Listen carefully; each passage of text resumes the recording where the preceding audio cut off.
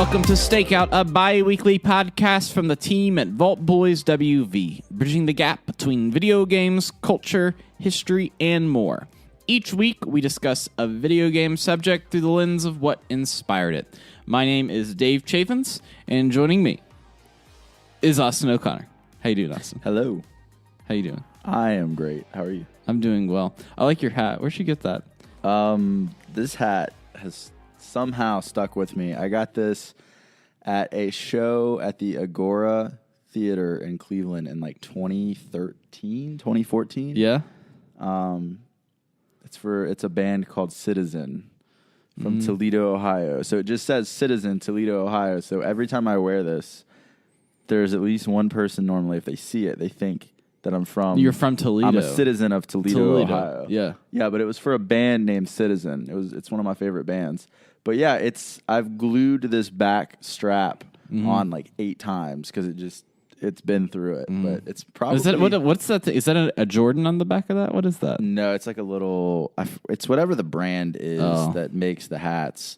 Adams. Well, hats, maybe from the look, just for the listeners to know, it's like a washed out kind of like red on the bill and kind of green on the like actual hat part of it, and it's got this big logo like he looks like he's working for the Park Service. Yeah, it's one of my. It's actually probably is my favorite. Is your favorite hat? Yes. I'm trying to think if I have a favorite hat. I do. And because I don't wear hats that often, because I look like a little kid when I wear a hat.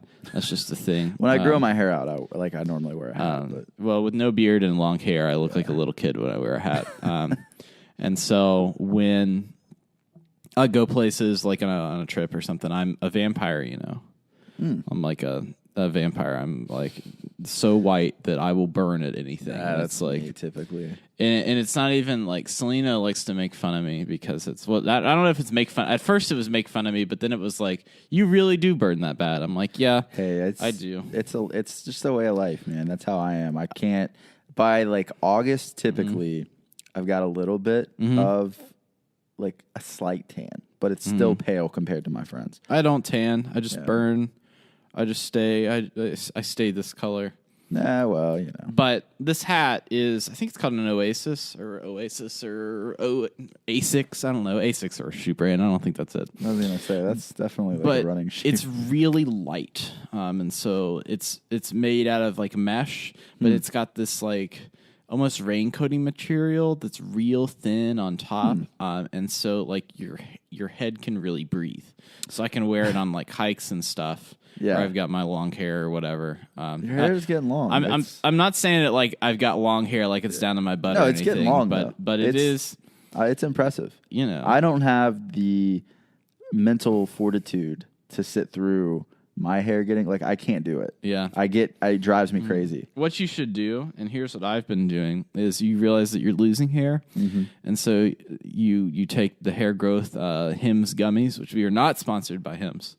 I can do you really take those? I do. Yeah, I do. I have another friend that takes those too. I tried the shampoo, the DHT shampoo. My scalp is incredibly weird, and it didn't. It told me no. Yeah. It like freaked out, and it was like stuff like that. You got to be careful. But yeah, the gummies though are really. They're like a multivitamin kind of, but they have like biotin, and it's like 1,010% biotin. But like outside of like once you get to 100%, you're good. The rest of it you just kind of pee out. Yeah. Well, you know, but I have another friend that takes those too.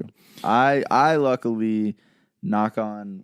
This is brick, but you got wood behind you. You get the wood paneling. Okay, there you go. I have been fortunate enough.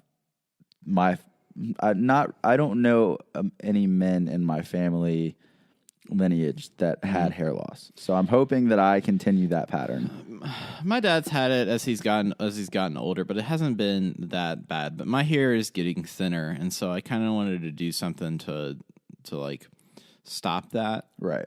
But one of the benefits, I don't know, well, I guess it's a benefit, is like the same like chemical biotin or whatever that promotes hair, hair health. It's really about health. Is the same chemical that's good for your skin. Right. And so when you're generating a lot of skin and it's really healthy, what happens? Your fingernails grow. And so I'm like, if you've ever seen X-Men 2, I'm like Lady Deathstrike a lot of the time. Constantly. And I'm like, Lady Deathstrike is like Wolverine but instead of the claws, she's got the nails. And they duke it out in the dam. You know, you remember X-Men 2, where they go to the dam, they fight each other, they're wearing the all black suits, and you're like, I thought they were colorful. And they're like, nope, all black. I've never really paid attention to your nails, but I will now. Fight me. Get claws out. And mine are actually longer than yours right now, I'm pretty sure. Well, I just cut mine. Yeah. But you have to cut them again tomorrow? Probably so, yeah. It's like I got to set alarms on my phone to get it all set up. It's a scary thought, though, hair loss. I mean, like, I even though, I mean, family-wise, it's looking good for me. Anytime, sometimes my hair feels thinner than it used to, and I get a little nervous. But I have several friends that just shaved their head eventually. They were like, all right, I'm not going to fight this anymore. I think, and Selena is a lovely person. I don't think she would be with me if I just shaved my head. Unless it was like, I literally looked like Friar Thomas or whatever from Romeo and Juliet, where it's like just the circle around my head. I don't know about that. Did you ever see when Tim Tebow was a rookie in the NFL, they hazed him and they buzzed his head and gave him like the Friar haircut at training camp? I mean, it's a good look, man. I don't know if I don't think yours is going to get that bad, though. No, I don't think so. I'm just trying to be proactive with it. Well, it's good. I mean, are you still 25? Friday I'll be 26. Gosh. That's at right. this age, though, like, it's good to go ahead and start that. Well, at 26, it's already too late. You got a week, man. Well, it's not even that. I've got 36 hours or so.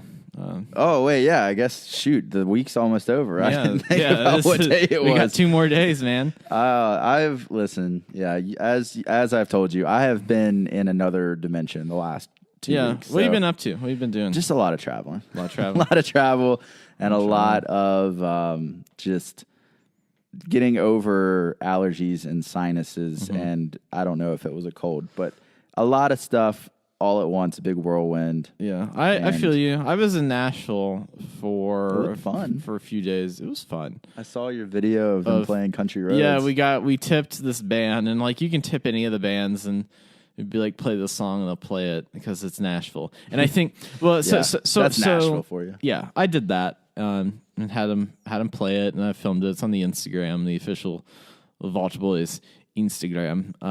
What was that accent? Instagram. It's the official Vault Boys Can Instagram. we pinpoint a region that accent belongs to? I am not at liberty to say where I come from, but it is the official Vault Boys Instagram.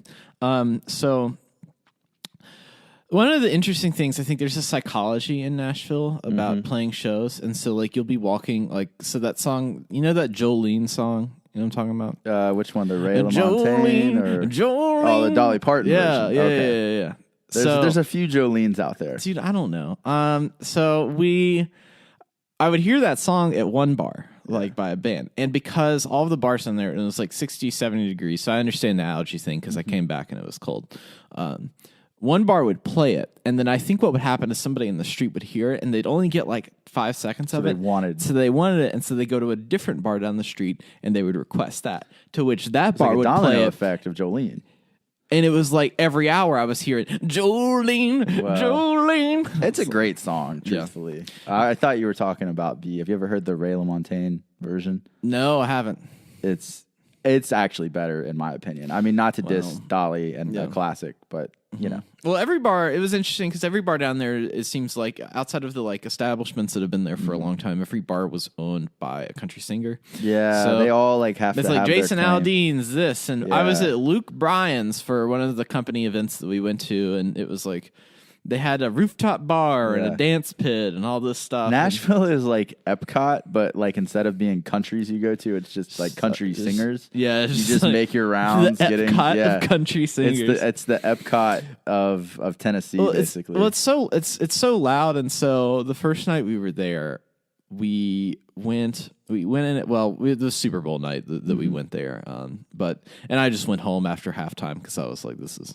I don't need more of Adam Levine. I'm good. Anyways, that was a really painful halftime show. it was. It was the SpongeBob thing was cool. I liked that, and But then they just kind of why even do it if you aren't going to do it? You know what I mean? It's like go all out. Yeah, honestly. You know what I mean? But I mean, whatever. I'm good with Big Boy, but did they bring out Outkast? No, they didn't bring out all. I Outkast. liked Travis Scott deserved more time. Truthfully, and here's the thing.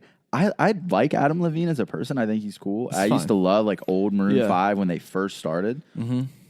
I sound like a hipster. Like I prefer their older stuff. Well, but their first album was Songs actually About really Jane good. was a really good album. Yeah. And then they've just, I mean, they're not a band anymore. It's just a singer because they used to be a band. Yeah. I mean, realistically, I mean, I get it. Hey, they're going to get their money. They are mainstream. They're pop. They're whatever. Right. But maybe it's Atlanta. Maybe, like you said, have Outkast come out. Yeah. Have 2 Chainz and all these other Atlanta rappers and entertainers that, I don't know. It just seemed, I would have been cool with 15 minutes of the SpongeBob just looping the halftime show, but whatever. So we were downtown and it was too loud everywhere. It was like crazy that second night. And I mean, it was Monday. I mean, it was like every night's going to be crazy there. So we went into the hotel. We saw a security guard and we're like, hey, man, where does one go to play pool around here? And he was like, what do you mean? There's like pool bars everywhere. I was like, no. Where does one go to play pool and not be bothered? He was like, oh yeah, where the locals go. Yeah, that's where you need to go. So we went to this place called it was like Bobby's Pool Room or something like that. And the way it was on the second floor of a building. And so the first floor was a Dick's Last Resort. Oh. The bottom floor was the Coyote Ugly. And if you go all the way up the stairs, it was a whole different bar that had like, it was a huge bar. With so they were weeding people out with like the super touristy, it's like hiding in plain sight, basically. Yes, okay. It was fantastic. It was like free pool tables you could go, play pool, play darts, not be bothered. And everybody in there just had like, it was only locals, a lot of people getting off work and coming in there. That's good. Yeah. So I'm really bad at pool. I'm good at darts. Terrible at pool. I can do pool. I can't do darts. You can do darts on that Yakuza game or whatever it's called. I know I can play darts in Yakuza because it's a different kind of thing. When I play darts, it's like it's a psychology game, and so like I to think that I can throw it or I throw it this way. And then it's like depressing for me to play. Yeah, but I have more fun playing when I just go up there and I throw darts and I don't think about it. That's true. Well, I always do better when I have like 2 beers in me, because then I feel like I'm just more like, whatever. You know, you don't. I feel like you don't think about it as much. Yeah, I used to be good. I used to be good at a lot of old in ye olden times. Yeah, used to be good at a lot of games. Well, yeah. I mean, it's a class. I'm good at weird things. So like bowling. Like, yeah, are you good at bowling? Have I not told you this? No. Did you not know this in high school? My bowling career. No, I don't know about your. This bowling is like the nerdiest accomplishment I've had in my life. The one that I'm most proud running of. a video game podcast. Listen, I'm really continuing the tradition, just in different ways. In different ways, yeah. I placed several years in a row in the top 6 in the state of West Virginia in bowling when I was in high school. And then my junior year, my buddy Kevin and I and 2 other guys who we were friends with, we actually won the state championship in bowling. And that was like my crowning, because I did soccer, I did tennis, I did cross country, and it was whatever. But like bowling was the sport. And I still today, like, I whenever I go out, I normally roll like a 230 or a 240. It sticks with you, man. It's like riding a bike. Oh my god! I mean, you kind of got to maybe knock some of the rust off, but it kind of it stays with you, man. I love bowling. Like I will if I catch the PGA, if you catch the PGA, you're like, I'm switching to the bowling right now. If I catch the PBA Tour, on ESPN on like a Sunday morning, I'll sit and watch it for like a half hour or so and kind of catch up. A lot of those guys now are electric. They are electric factories. Crazy hair, crazy celebrations. That could have been me. That could have been you. It still could, man. I was watching. What was I watching? It was like what do they call those big dog shows? They're like the something brand dog shows. They're like there's like Winchester. It starts with a W. Oh, It was like the other day. It was. I think you're right. Maybe not Winchester. Worcestershire sauce. I can't think of the name of it though. The Westminster. Yeah. Yes. I watched that, and We just had some listener that was like cussing. yeah. Are you kidding me? And I watched the agility show for them. It's insane, man. Oh my God. Why don't they just put that after the Macy's Day Thanksgiving parade? Because that's so exciting. There was one, and the dog, it was just impeccable form. Yeah. And the guy tweeted out, honestly deserves an invite to the NFL Combine this year. Like, just how graceful this Going dog through. was. The back and forth, it was just, its body was perfectly synced every step of the way. Yeah. I watched a few of the larger breeds and a few of the smaller breeds. Yeah. And it was The like, little small ones could dude, go, man. The small ones, I mean, you're talking about like covering some distance. Yeah. And the owner is just like huffing and puffing, trying to get around the way. And my favorite thing was that the dogs like didn't look like show dogs. You know, No. they looked like Yeah.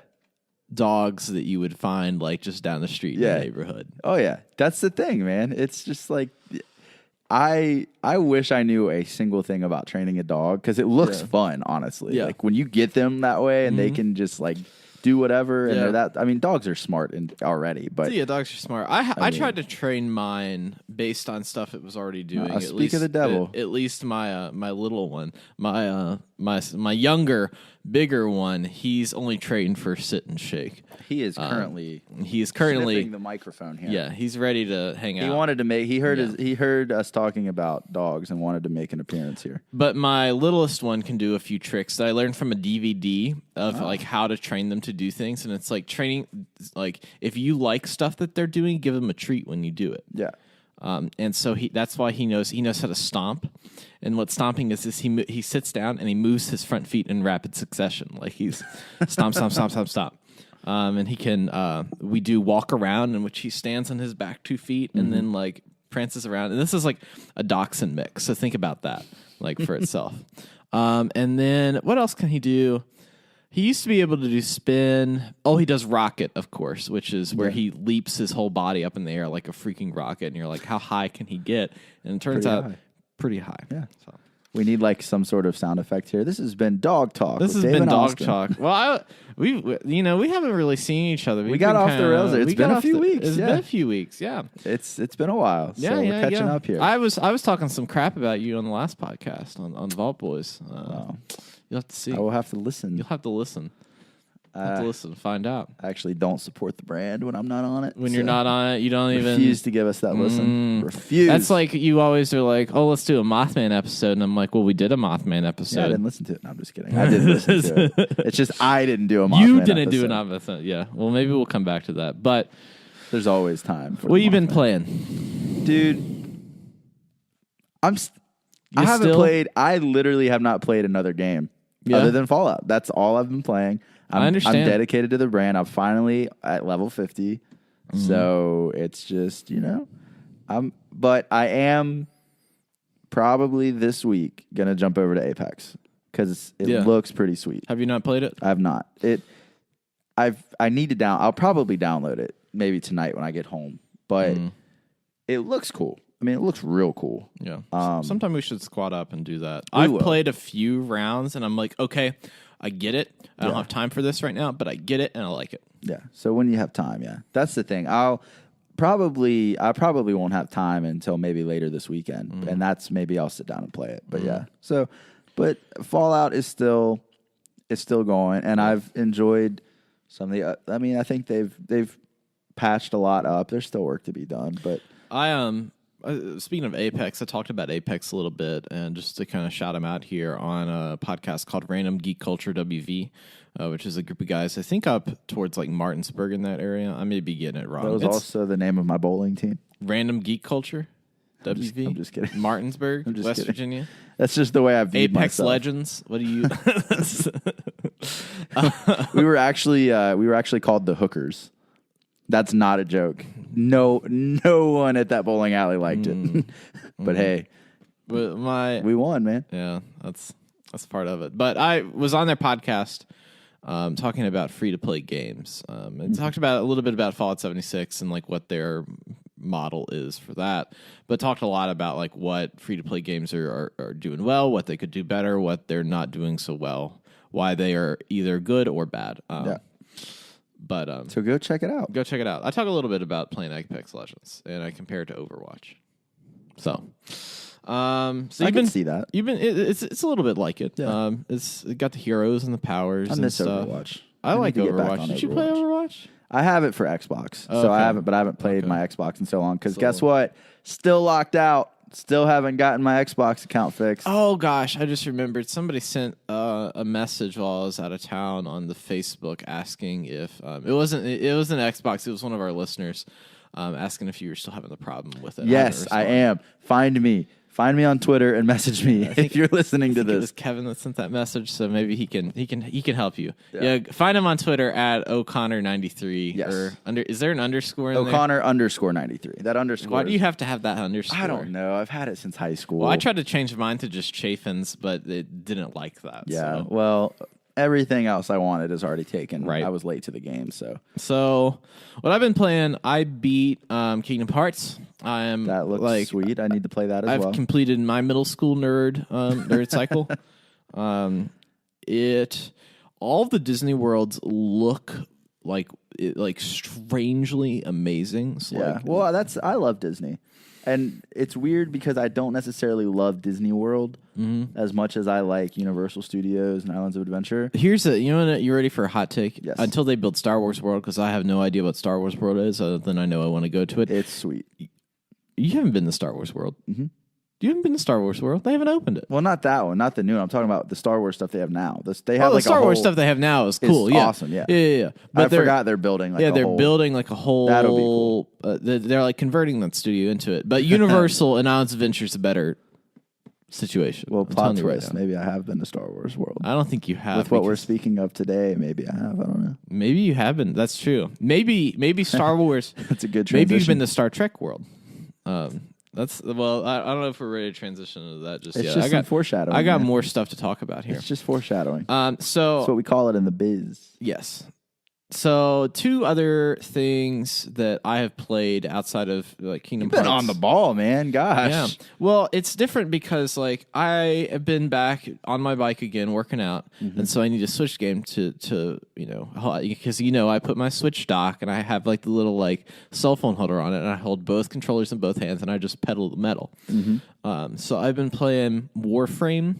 You've probably heard of it. It's like a free to play game where you're like a space ninja. Yes. And that's really fun. I've been enjoying that. I'm surprised at how good of a game and how great it looks on the Switch for being a free game. And then I tried out the Anthem beta. That I want to play that. It was I had zero expectations, and I was like, I bet you I'm not really going to like it. I ended up liking it. It looks pretty awesome. I ended up liking it. Fun. And I got to play all there's like different mech suits, and there's one that's like a javelin. Well, they're all javelins. There's one an interceptor. It's like really fast, focusing on getting in close and doing a bunch of melee damage, and then like getting out really quick to recharge shields. And it's great. It's the best Iron Man simulator. They don't need to make an Iron Man game. It's just play Anthem. Just play this game. So. I'm gonna see how I feel. I'm gonna wait till it comes out, and I think I'll have to get it. I may dive in. I'm gonna wait. That's fair. I'm gonna wait. Okay. I'm not. I'll probably get it, and I'll tell you if I'll give you all the dirty deets when give me all the dirty deets. Yeah. Well, let's see. So I started playing. I beat Kingdom Hearts, and then I went to go. I was like, I'm liking this Final Fantasy feel. So I went to go back and play and finish off some stuff in Final Fantasy 15, which I don't know if you're a fan of Final Fantasy or at all. So it's like the newer one that I call the Backstreet Boys Simulator, because it's a bunch of dudes in like dark suits that are all like teenagers, or not, I guess they're like in their 20s or 30s or something. But they all are in the boy band together, and they all hang out together, and they bro it out at a camper. It's like Bro Simulator. Right. And so I played a little bit of that, and I was like, I kind of just want to play something else Final Fantasy. And so I started playing a little bit of 10, and because that's an older one. I was like, okay. And then I was like, well, screw it. I'm just going to play Final Fantasy 7. So I'm playing like a PlayStation 1 game right now. Final Fantasy 7 if it's fun, with, it's fun, with Cloud. You know, he's in Super Smash Brothers, so he's relevant. Yeah. Well, Austin, with that, we will move into our... I may not always love you, but long as there are stars above you, you never need to doubt it. I'll make you so sure about it. God only knows what I'd be without you.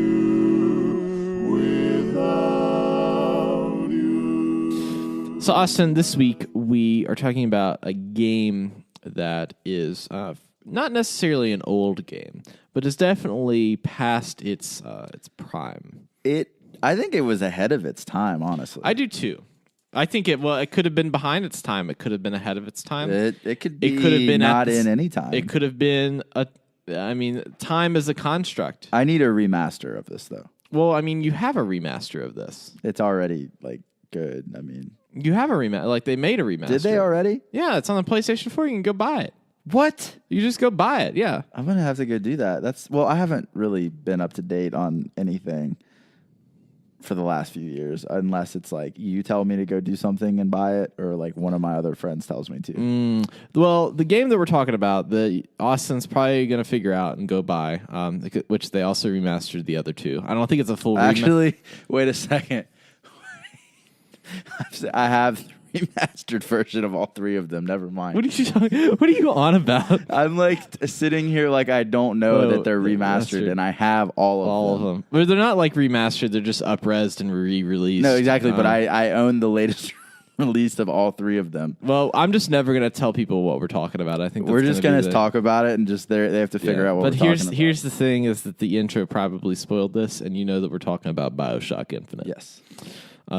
Which is, I had played the original BioShock 1 and 2 and loved them, was all about them. I remember talking to my friends incessantly about them and like the secrets and stuff, because that was like before, like, you only had like really hard to read forums on the internet of finding different stuff. And so we talk about the different secrets and stuff that we'd find within the original ones. Mm-hmm. And then I remember in a Game Informer magazine when, back in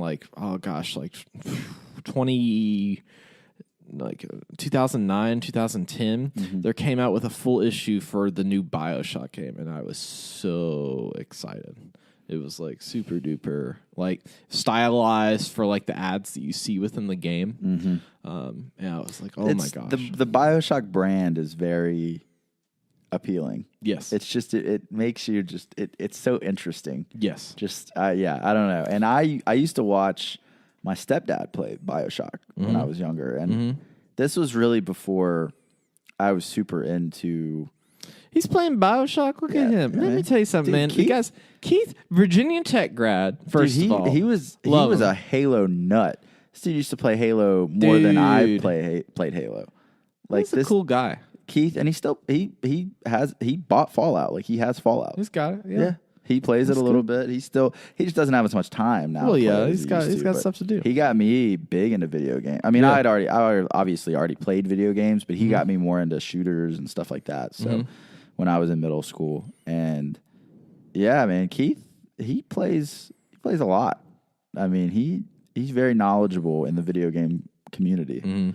So BioShock Infinite is, if you didn't know, which if you haven't played it, go play it, because we're just going to talk about the spoilers for the game. So if you were expecting this to be a podcast that we're not going to spoil the effects of a game, I think released in 2013, sorry, that's just, we're going to spoil it. It's going to happen.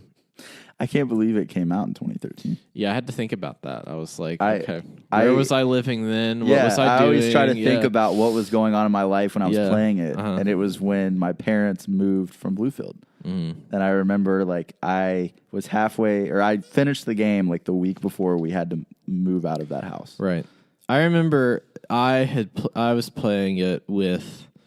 I had it on. So like the way that my dorm room was set up was we had all of our desks underneath our like beds. Mm-hmm. Bless you. As we had, oh my god, because we had bunked our beds up, and then we had a main TV in the front, and so we were both playing it at the same time.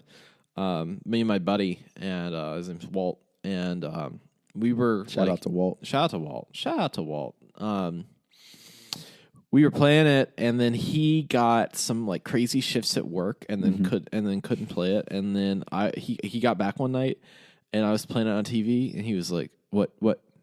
Turn it off." I was like, "What?" And he was like, I don't want this. I don't want to be spoiled. So I had to like play it on my own little TV that I had at my desk and go through, and then it honestly.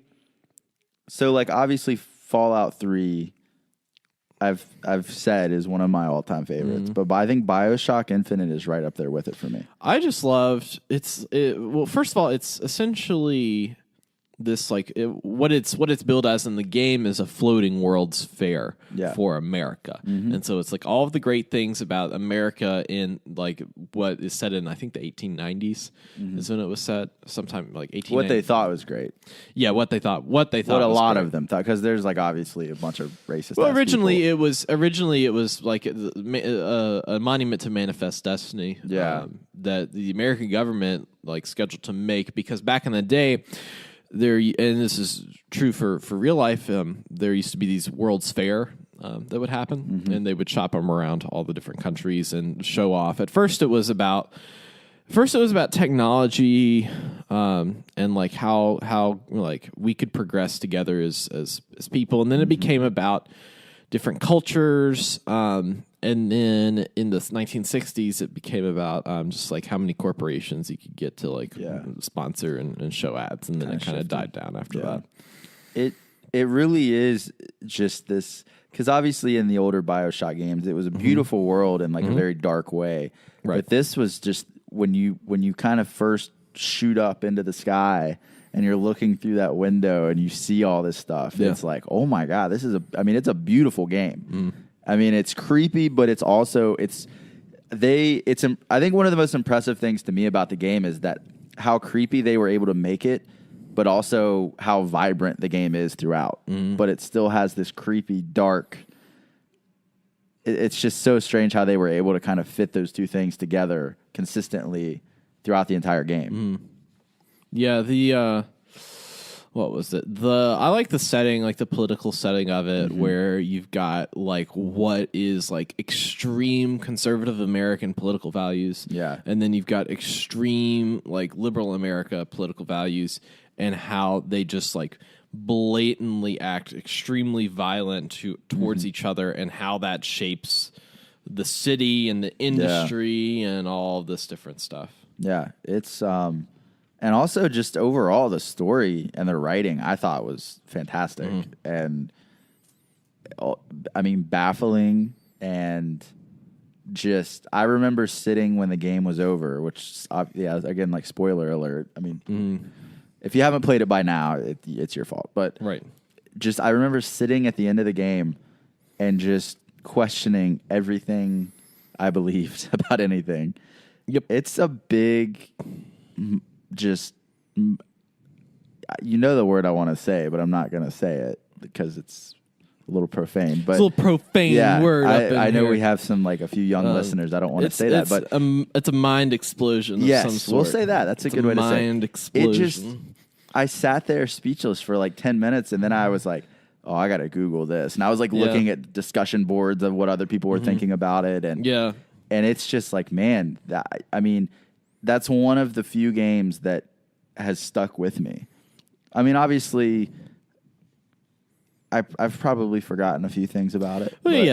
But just the overall concept of time and dimensions and going back to stop, it's crazy. But the one thing I will say, one of the biggest things I remember about that game was when you're in this big building and you've climbed up and you like hit a button or something, and I remember it's like a checkpoint, and when you turn around, one of the like George Washington siren things just like right in your face. It's right in your face, and it comes scared the hell out of me. So there's a lot of similarities. After I watched a few videos of like World's Fairs and what they had, there's a lot of similarities of stuff up until and especially the New York 1964 World's Fair, which is where that like where Men in Black ends. You know, you've seen Men in Black, you know where it ends. They've got the big globe there and the flying like back in 1964, Walt Disney wanted to get a big piece of that and put like made attractions for that World's Fair. And the World's Fair can go on for like normally they go on for 6 months. That one went on for 2 years. Jeez. It was 2 years long, the World's Fair, and he made a few attractions there. Most famously, he created a boat ride attraction promoting love and peace called "It's a Small World." I've never heard of that. You never heard of that one, which is one of the few attractions at Disney that wasn't made at Disney. It was actually moved. They moved all of its pieces from New York into the Disney park. That ride is, I mean, it's cheesy and old and cliche, whatever you want to say, but it actually is kind of cool. Like, everyone should go on it at least once, I think. He made a few. Disney was big into like animatronics back then because that was a big thing that was coming out. He made this one attraction that had animatronic Abraham Lincoln giving a speech, like you have at the Hall of Presidents now, where they're all like incredibly weirdly lifelike. It's pretty crazy. But it was like back then in the 60s, it wasn't necessarily lifelike. And you can see that in the like crazy George Washingtons and Abraham Lincolns that wake up, and the vendors of how they're all like these like over the top American animatronics. And that's what you had it's going on there. And it's creepy. Oh yeah. I mean, they like I said, even though it's vibrant, it's just the subtleties like that just make it creepy, and it just gives it that Bioshock vibe. Just the overall kind of, it sets the scene really well, and it's spread throughout really well. But yeah, that game, I mean, from start to finish, I think it had like a 10 out of 10 rating from tons of different magazines and other sites, and you don't really see that often. I mean, a lot of games, obviously, it's like 9 out of 10, 9.1, but like there were a lot of just straight 10 out of 10. I think that and that came from its generation. I think that that's an amazing game. I think that Bioshock 1 is a better game, just from a gameplay element. That's of how the thing, they, I think. Of how they designed the levels, because the levels were designed so that, like, Bioshock Infinite is a lot about your guns rather than your powers and about movement, whereas Bioshock 1 is more about, like, I'm in this corridor with water and I don't have any bullets, and I need to like electrocute the crazies that run at me in the pool and hit them with a wrench. That game was creepier to me too. Oh, Infinite was, or I would say the first two Bioshocks were scarier. The Infinite's still creepy. It's just not as scary. I think it was a good mix of more maybe open adventure and. Yeah, I felt like that there was more that they kind of understood their Disney park atmosphere, because that's, I mean, even in the original Bioshock, that's kind of what it was described as, and so that's why the World's Fair, I think, was a good place to go with it, is because then you could take this almost Disneyland feature where literally the whole game is a roller coaster. Yeah, I mean, where you don't know what's... gameplay wise, like you have the little what did they call it, that claw that you hang on to the things, and they wanted to make it, and Ken Levine, who's the game director of it, wanted to make a game that was like you were jumping in between wooden roller coasters. That's what he wanted to make it feel like. They did a good job. Yeah, it's fun. Like, I actually probably will end up downloading it soon, because I do kind of want to play it again. I think.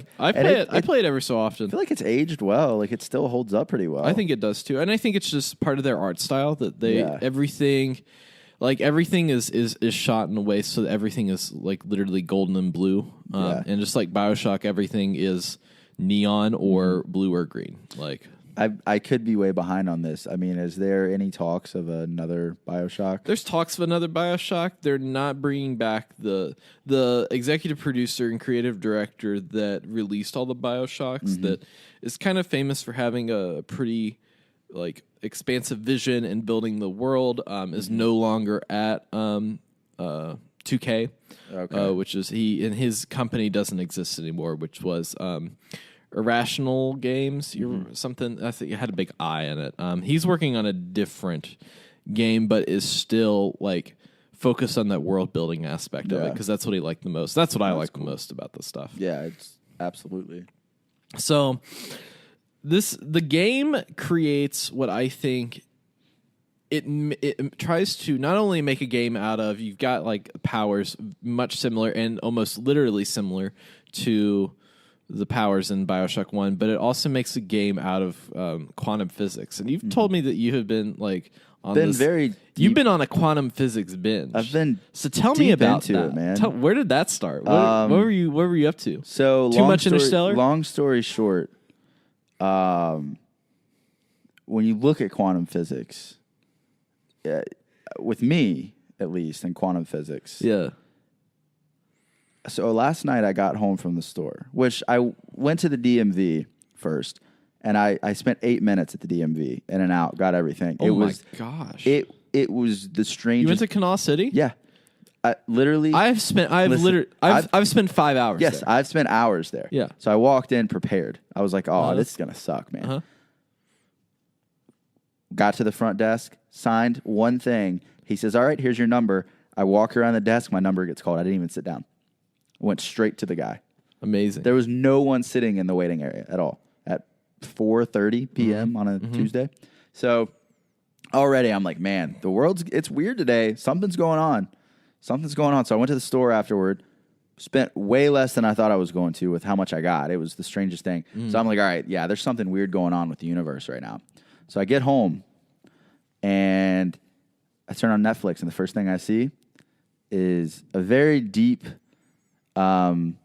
educational movie about quantum physics, and I had to watch it. Ant-Man and the Wasp, obviously, Ant-Man is what and I'm the talking Wasp. about. And so I start watching that and learning about quantum physics, and so this is a perfect topic. I mean, because I actually know nothing about quantum physics still after watching it. But Still hey, after watching it. because it's not exactly that detailed in it. I just know that, hey, you go in and you get real small, and you go in to in between, and you get stuck if you're there too long. And that's not how that works. yeah, no, it is. I watched the movie. It is. It's for sure how it works. I actually researched. Well, I mean, it. nobody really knows. Nobody yeah. really knows how that works. But No, but like Paul Rudd said, and he did it. So he did it. Yeah. But no, yeah, that's how it works. Michael Douglas did it. Well, and that's what I was saying. Michael Douglas is there. Evangeline Lilly did it. Listen, And they all got in the boat together, and they all rode around the boat. listen, Evangeline. Ever since Lost, man. Ever since. So My wife. My wife. my wife. My wife. So this game makes almost a point to draw that kind of science in everywhere, Yeah. especially It's trippy. especially like the quantum part, particularly relating to string theory. Yeah. So I put this on the list today, and you said especially you looked up a little bit of it, and Yeah, but I'm gonna let you take this one, man. well, so I learned I'm about still thinking about Paul Rudd and Evangeline Lilly's like fighting crime. I'm just So string theory essentially is, and I'm going to butcher this, so if you're an actual physicist or know more about this than me, I'm going to sound like an idiot. But if you know less, we sound like idiots anyway. that's most true. of the time, That's man. true. Just go ahead. But if you know less than me, you're gonna be like, what? So essentially, the world was calculating down like, oh, there are these organisms that are like dust mites and stuff that are eating the stuff, and oh, there's these proteins that go and do this work, and inside the proteins there's these molecules, and inside the molecules there's atoms, and inside the atoms there's these subatomic particles. You know, we found that out through essentially nuclear fission, where we threw atoms at each other to make, guess what, nuclear bombs. There you go. There's my Fallout reference for the day. And they found out that there were like electrons and neutrons and different stuff. And so It's a they good way to put it. just different stuff, different It's stuff like in Rick there. from The Walking Dead. Yeah, Stuff stuff. and things. Yeah, exactly. And so they found out that like light could, like how you perceive things in space, like was moving through all this stuff. So Right. they weren't as like densely packed as you once thought. And they were confused later on once they tried to test it against gravity itself, which is a force that we all know. Go, drop a ball and you'll see gravity at work. Yeah. Try to figure out. It's like nobody understands why atoms work the way they do in gravity. Like they understand the way gravity works. They understand the way atoms work, but they don't understand the way that they're connected.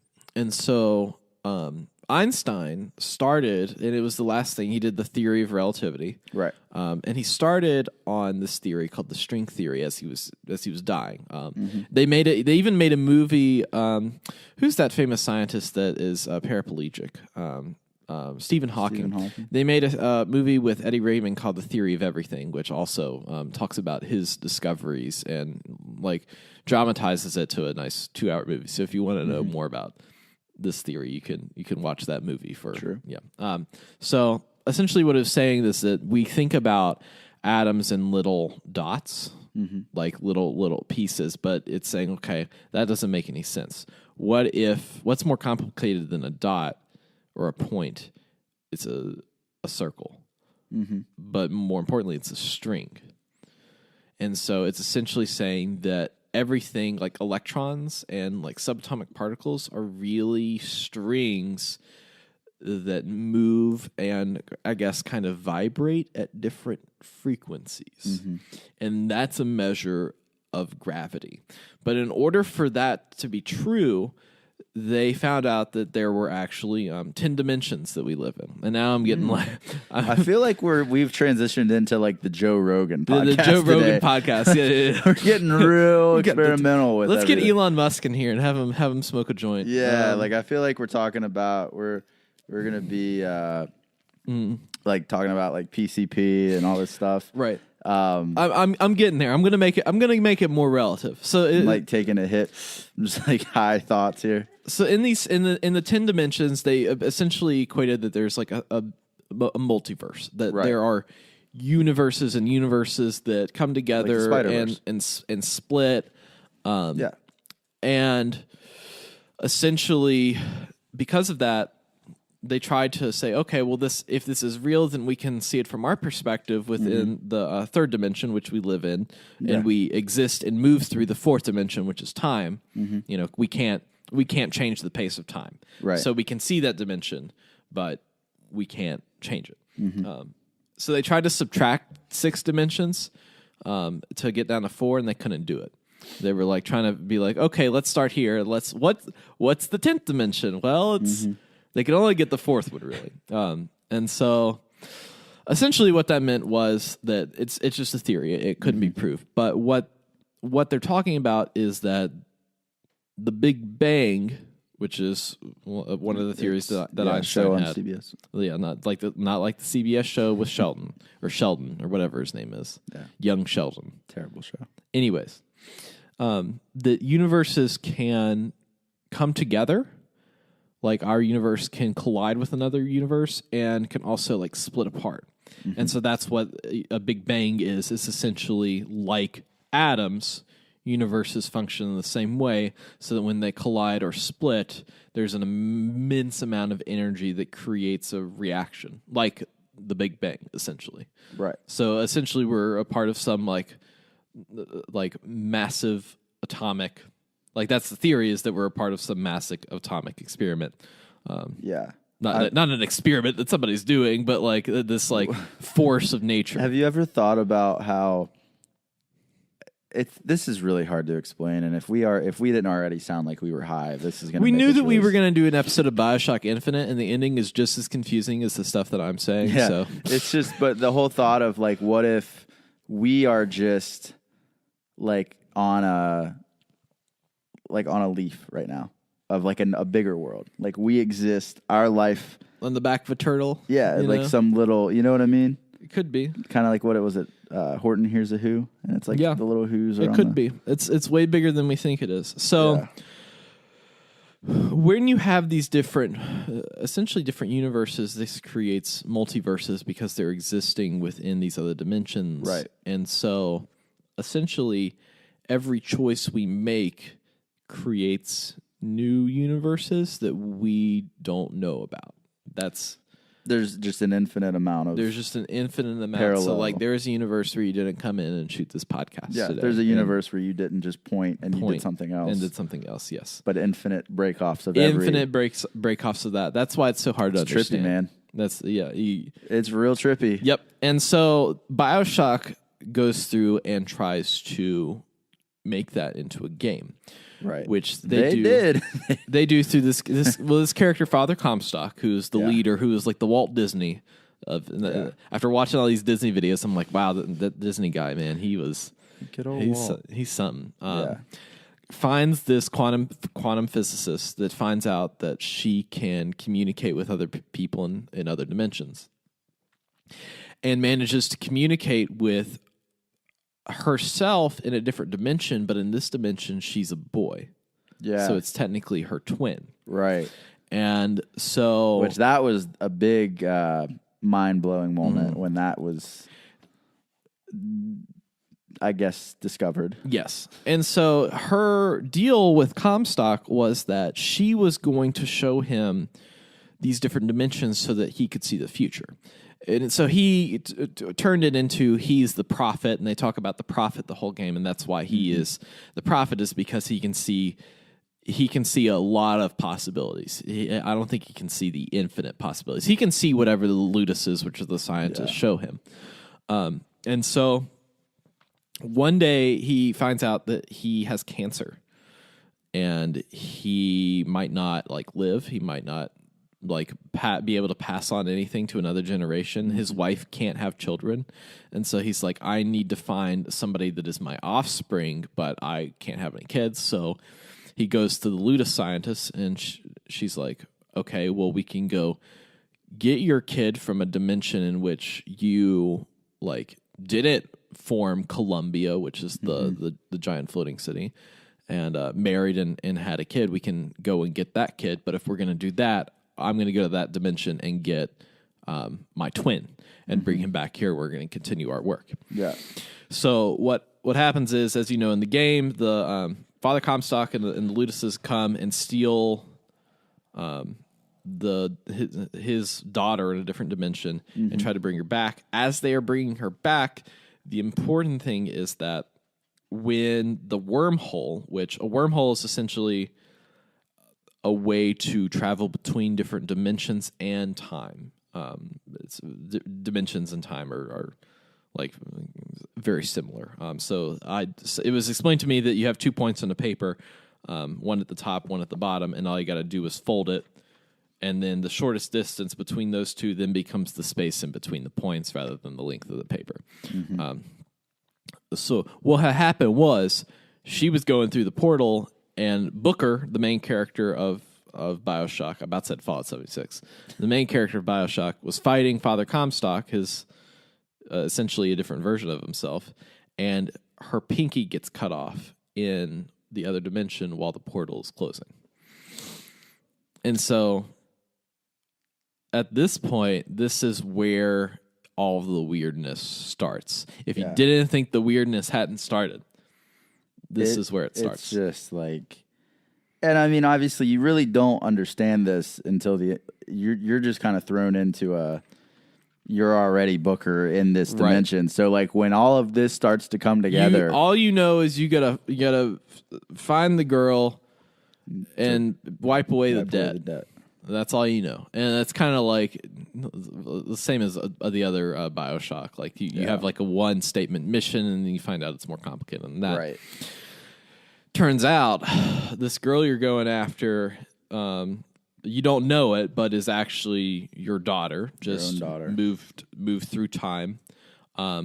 She can find tears in the universe and open them and travel to different dimensions because, and they don't necessarily state this in the game, she is a being that is caught in between dimensions because She literally was she caught. physically was caught in between and was separated by a wormhole, which goes to show that she has these powers. And it's funny how they subdue her, and they subdue her with sound, with this vibration that looks a lot how they would interpret strings, in the string theory to act. I see And what so, you're doing here. yeah, and so it's there's a lot of circular imagery and a lot of sound and how that's enveloped in the universe, and how it's harnessed from her, and that's what they're doing. They keep her in a tower and they harness her power to fuel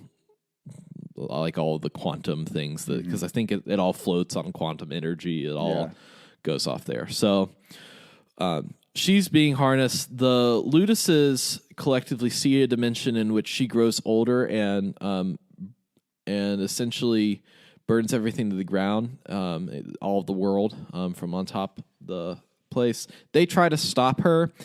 They try to stop Father Comstock from raising her and try to kill him, but he ends up screwing with one of their machines. And because their machines are so sciencey-wiancy, they get lost in the dimensions, so they can exist in every dimension. That's why throughout the game, they can function and come in and out and make allusions to that your choices don't matter, that you are multiple Booker DeWitts. That's when you die. In the game, you never actually die. You just wake up in your office and then open the door, and it's assumed that you're just a different version of Booker. And they continually keep on pulling out versions of Booker to go and have this universe be played out the correct way that's supposed to be. It's pretty trippy stuff. They can save it.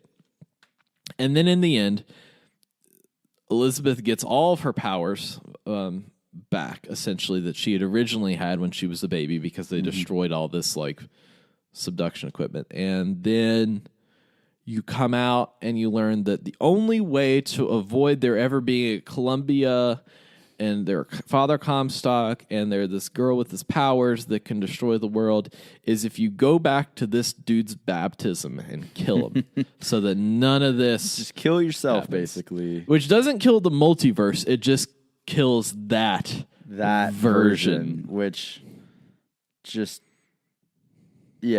seems like if you can go through dimensions and time, there would have maybe been a simpler version, a way to do it. But hey, it's a good video game. It's a great video game, where even in the game, you're going through different wormholes and different versions. There's one where your character has already been through the story and has died, and in that world became a martyr to the workers' rebellion. It became a martyr to them, and then literally comes back, and the leader of the rebellion's like, "You can't be here. I'm going to kill you because you're better dead to me than you are alive because you're the martyr. You're the thing that in that universe saves people." So you're jumping in between dimensions and going back and forth. I'm not even going to get into the DLC for that game. Buried at Sea. I don't know if you played that. I don't know if I did or not. Honestly, it's been so long. It essentially makes the statement that there's a wormhole between Columbia and Rapture. Oh wait, okay, I did play that. Yeah, and so that it does a lot of retconning, which is fine. It's all just games. But that's how you get those. I forget tonics or whatever those powers you get in the game are essentially just plasmids from the Bioshock world. Right. It's a great game though, and it's one of those that you have to pay attention. And you could play it probably a few times and then pick up new things every time you play it. And just the quantum physics and the theories and string theory and all that stuff. It's that's really going back. One of your favorite movies is Interstellar, right? Yeah. Smurf. Yeah. There's a lot of, I think, interesting media that tries to involve that and how. It really is we know so little about it, but it's just the possibilities of it are crazy. And I hope one day, which I don't think it'll be in our lifetime, but they can continue It might be. You never know. It's a theory right now. It could be proven literally Anytime. How they solve it is they find out what's what's in the very center of a black hole. Once they know that, yeah. Then the universe literally opens up for us. I feel like that's gonna be Then they at least know how it works. I think it's gonna. I mean, like I said, who knows if it's in our lifetime? Yeah. But when it does happen, I think that's gonna be. Like, I think it's going to be one of those dates. It's like pre this. Yeah, that's era, that's what people call it. They call it the singularity. Yeah. It's just like a term for there's like a time when this event happens that changes how we view the world and culture. A lot of people think it's going to be centered around artificial intelligence. That's what everybody's betting on right now is that artificial intelligence is going to get so advanced that we're going to essentially be like, this is the day the Terminators came. Yeah. I mean, it's scary, man. It's Alexa sometimes just talks to me out of nowhere. Well, I mean, it's crazy. Like, I was talking about office chairs the other day, and I hadn't Googled anything about office chair, hadn't said anything. I just communicated to my supervisors that I wanted out loud. Out loud. You said didn't two type, new didn't office text. chairs. Twitter knew and showed me an ad within 30 seconds of me saying that. Then I need a new office chair, which I found out that your phone does listen to you if you have apps open on it. Yeah, It listens for keywords and it shows you ads. Which, honestly, I knew what I signed up for. I've That's true. quit being scared of it. That's why I go with. I try not to function much more outside of my realm, though. I try to stick within Google because it's like I don't mess with them with much of the Amazon stuff. I don't mess with much of Facebook. Like my information is there. I do not add any information to Facebook. Exactly. I just at this point I just accept it. I'm like, hey, whatever. But the singularity could be a discovery like that essentially says, okay, well, now we can essentially make faster than light travel happen, which you've seen that a billion different ways, like warp speed in Star Trek or going hyperspace in Star Wars, or they got the Mass Effect relays in Mass Effect. Like, men communicated multiple ways that you can essentially travel faster than the speed of light, so that you can make like interstellar travel much faster because you're essentially utilizing wormholes. Which it's one of Stephen Hawking's theories that he's been trying to prove is if there is a wormhole, could a human actually go through it and be a human once he comes out the other side? Like, what would happen to our bodies at that point? Yeah. How long would we last? That's what's terrifying about the universe is you get off of Earth, man, there's no... You don't know what you're getting into. Also, if that theory is true, there are, like, wormholes are pretty, like, stagnant and just appear wherever. So literally you could go home and there could be a wormhole in your closet. You can just walk in there and come out a different dimension, time, space, everything. It's like, and you think of, I mean, this is just way out there, but you think about it and like, who knows if that hasn't happened to somebody before and they've just disappeared completely. That's true. And they've ended up in... That's true, dude. Dude, look at Nicolas Cage. I mean, you look back at the photos in the 1890s, man. That guy's like the same Nicolas Cage. Well, I've heard that some people theorize that ghosts are just like other dimensions kind of fading through.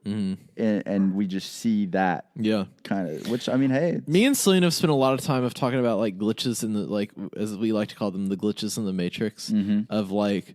Some guy, I think I've talked about this before, of like some guy getting a phone call and like when he almost got into a wreck and he was like falling asleep and somebody called and left him this voicemail that then deleted itself, but he had listened to it like right after, and he called the number back and was like, hey, did you call me? And was your name this and that? And she was like, no, my name isn't this. I never called you.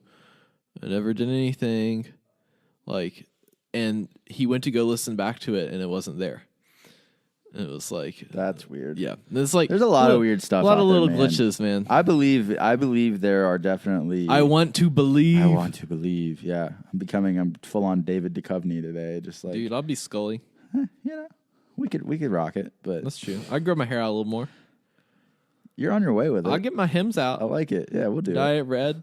Put on a pantsuit. You're talking my language now, man. Yeah, I'm right up your alley. Well, Austin, I think that's about it for today. I think we have reached our quantum limit. If you don't hear from me, it's because I went home and there was a wormhole. wormhole in my closet. This is the wormholes, man. But we want to thank you for listening to our show today. Follow the podcast on social media at Vault Boys Pod. Follow me, Dave, at CHAFFINZZZ on Twitter, and Austin at OCONNOR_93. That's O'Connor_93. And don't forget to check out our other podcast, Vault Boys WV. This past week, we talked about scorch beasts and fungal infections with my friend who is there's an official word for it. I think it's like PhD. He's just real good with that stuff. He's going to be a PhD come made. It's like to be PhD. Dude's like I'm going to have to call him Dr. Cody. He's pretty smart, dude. Dr. Cody. Pretty smart. So yeah, with that, we just cover the real lore and history of Fallout 76 every other week. Join us next time as we delve deeper. And I don't know how much deeper we can get. We got pretty deep. We can get real deep. But how deep did we get? Well, we could have got. Who knows? Much